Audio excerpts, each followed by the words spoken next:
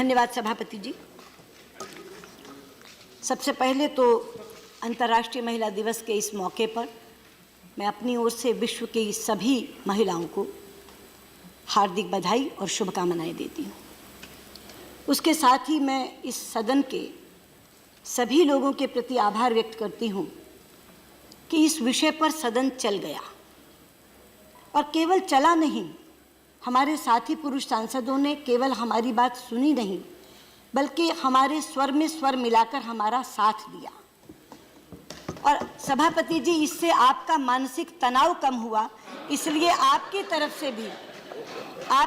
से भी मैं यहाँ बैठे अपने सभी साथी सांसदों के प्रति आभार प्रकट करती हूँ।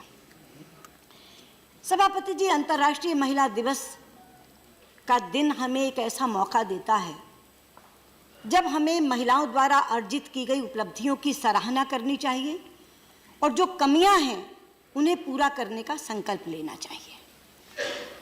जहां तक महिला आरक्षण बिल का सवाल है, मैं शुरू से इस बिल की समर्थक रही हूं और आज भी पुरजोर ढंग से समर्थक हूं। लेकिन आज मैं यहां खड़े होकर कुछ उन उपलब्धियों का भी बखान करना चाहूंगी जो आरक्षण के बिना भी महिलाओं ने प्राप्त की हैं, क्योंकि विदेश मंत्री के नाते मुझे जब दूसरे देशों में जाने का मौका मिलता है तो जेंडर एम्पावरमेंट एक आम विषय है जिस पर चर्चा होती ही है।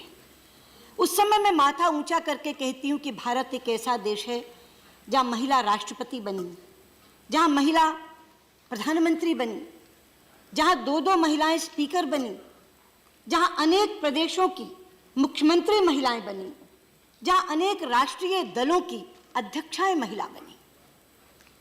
उसी के साथ साथ मुझे वो उपलब्धियां भी याद आती हैं जहां महिलाओं ने एकाधिकार का क्षेत्र पुरुषों का तोड़ा है। एक समय था police, army, air force, commercial pilot जिसकी बात तिर्की कर रहे थे, ये सब पुरुषों के एकाधिकार के क्षेत्र थे। आज महिलाएं आर्मी में कॉम्बैट ड्यूटी कर रही हैं, एयरफोर्स के जहाज उड़ा रही हैं, अंतरिक्ष में जा रही हैं, कृत्रिम फुट से, आर्टिफिशियल पैर से एवरेस्ट को फतेह कर रही हैं। और अभी अभी इस 26 जनवरी को आपने देखा, जो बाइक्स के करतब होते थे वो पुरुषों का एकाधिकार था, लेकिन इस बार बीएसएफ की 161 जाबाज महिलाओं ने वो करतब भी राजपथ पर दिखा करके वो एकाधिकार भी तोड़ दिया।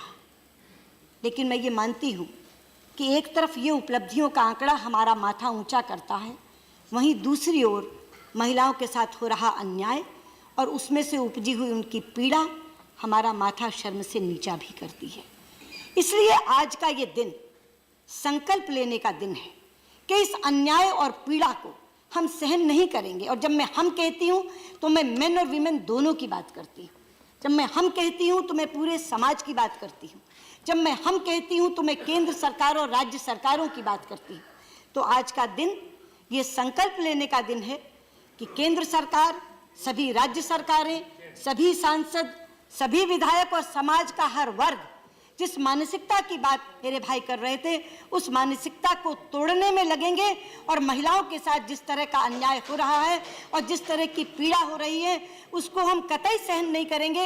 ये एक मूवमेंट बनना चाहिए, ये एक आंदोलन बनना चाहिए, ये केवल एक सरकारी कार्यक्रम बनकर के नहीं रह जाना चाहिए। और उस जन आंदोलन की यदि भूमिका आज इस सदन से शुरू होती है तो मुझे लगता है कि ये अंतर्राष्ट्रीय महिला दिवस वास्तव में हम सार्थक रूप से मना पाएंगे। बहुत बहुत धन्यवाद। अच्छा,